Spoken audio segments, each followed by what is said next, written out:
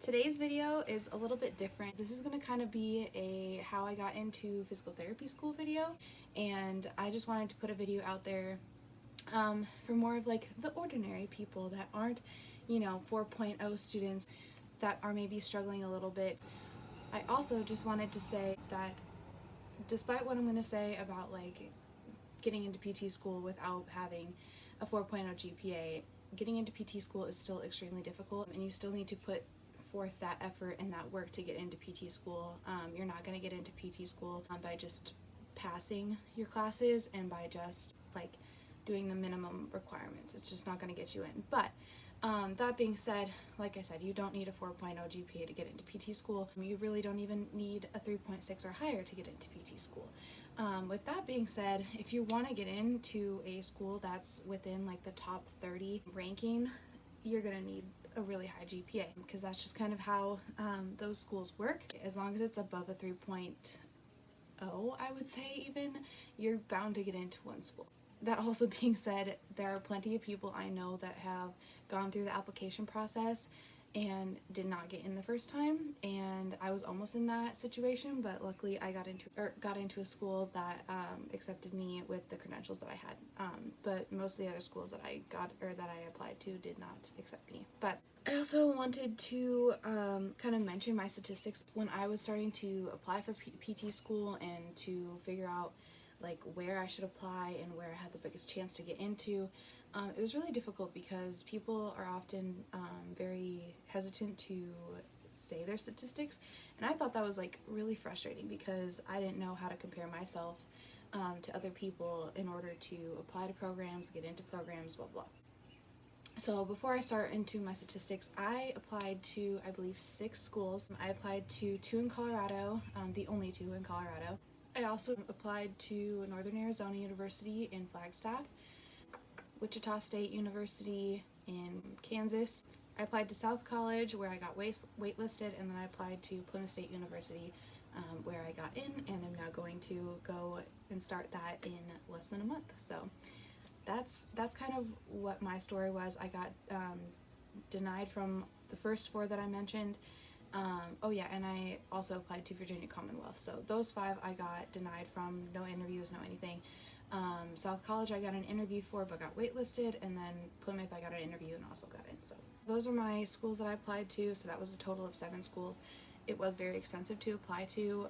Your GRE scores only go to 3-4 schools for free, and then after that you pay $25 to every school you send your score to. After that, it was a lot of money. So if you know that your credentials are kind of around mine, you might want to apply to schools that are more like Plymouth State and South College and things like that, because you'll have a little bit better of a chance, because those types of schools tend to actually look more at your personality and your abilities as a person than your grades and your kind of what you look like on paper. Okay, so let's get into my credentials. My credentials are as follows. I had a 3.2 overall GPA and around a 3.0 math and science GPA or prerequisite GPA. So it depended on different schools. Different schools have different prereqs, although the majority of them are the same.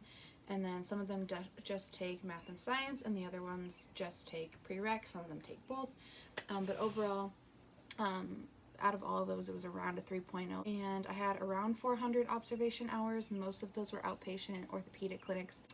Some of them were inpatient nursing facilities.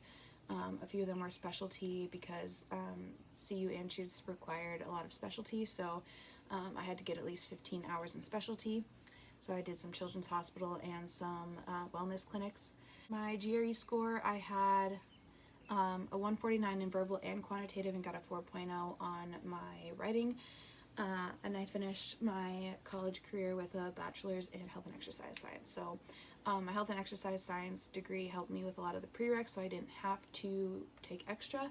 And with a lot of health and exercise, kinesiology, biomedical sciences, those types of classes, you'll get most of your prereqs through. So, but regardless, you can go into physical therapy school with an art major, and you just have to take the prereqs and you can still get in. Although it's a lot less common because you don't have a lot of the background that they want. So, but it's still possible. I had letters of recommendation from one professor who was also my boss, and I had one from my boss at the rec center that I worked with, and then one from my physical therapist who was also a boss because I worked with him. Some extra stuff that I did some leadership development, extra stuff with my work at the rec center at Colorado State. I also was in pre-PT club.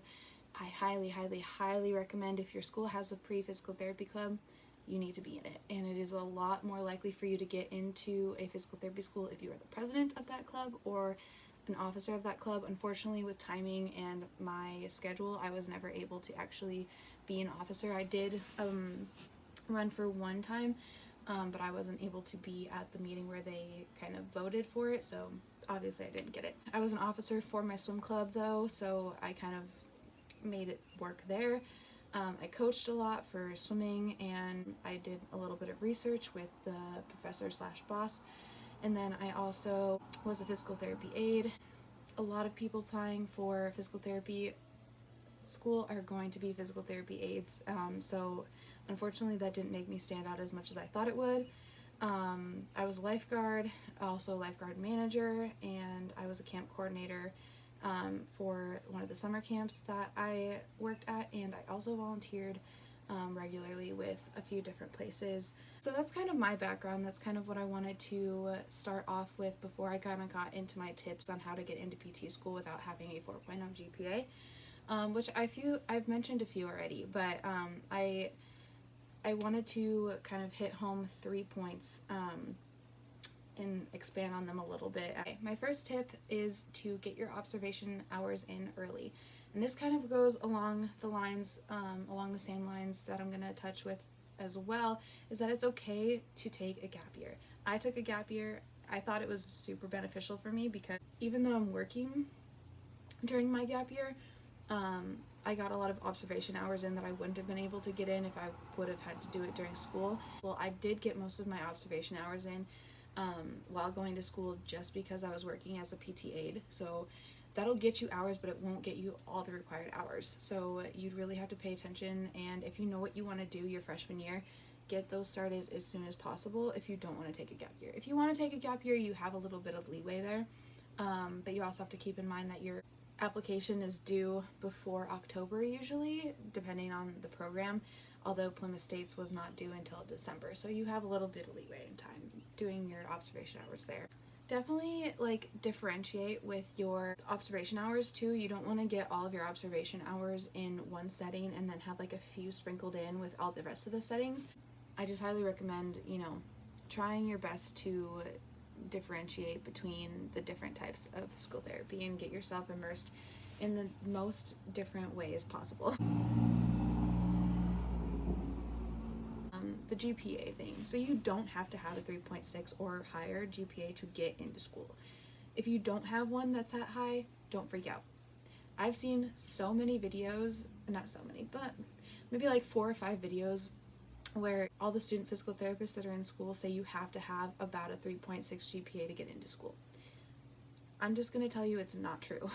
I had a 3.2 GPA overall, and I still got into PT school.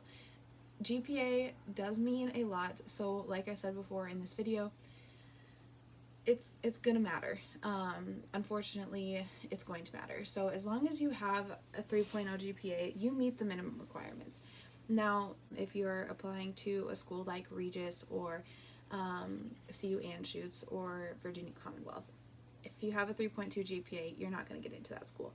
And that's the unfortunate truth that I didn't fully realize until after I applied and spent the money. And they have a highly ranked program for that reason.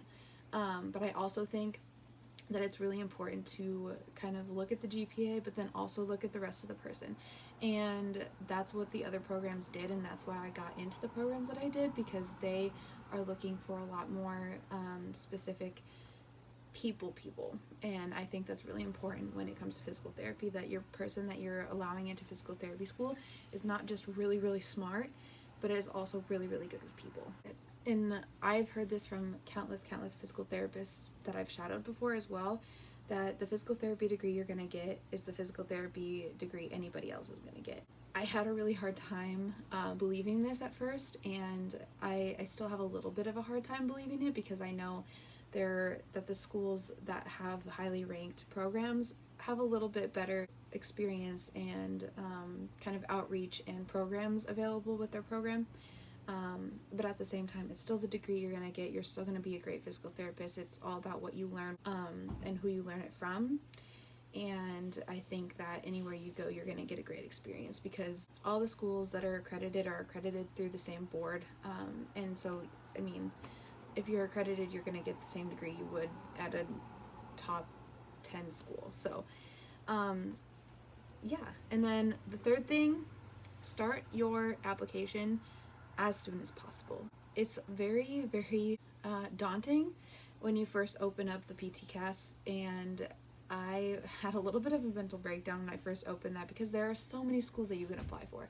I went through, I'm pretty sure, every single school on that list, and at first I was being really selective with the top schools that I wanted to be in, and then once I started not getting into those schools, I had to kind of narrow it down to also how expensive the schools were. It's a long process. You have a lot of things to do. You have the purpose statement, you have each individual school's individual questions that you have to answer. Some are easier than others. Some have a supplemental application that you have to fill out on their specific website.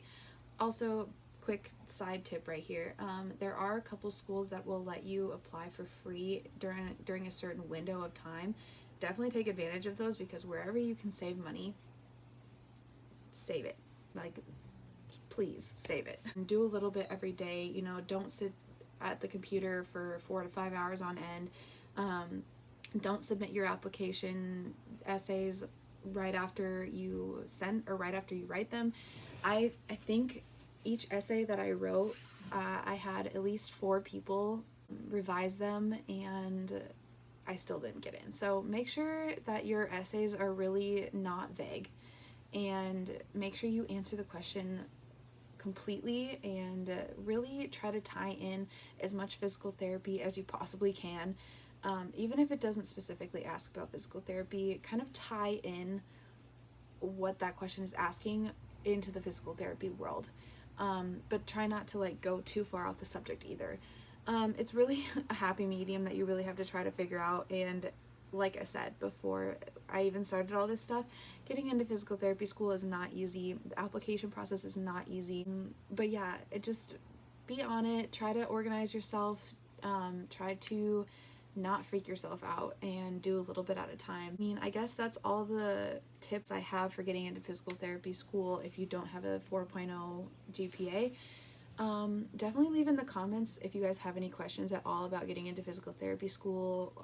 Keep in mind, I haven't started physical therapy school yet, so I can't answer really any questions about being in PT school yet.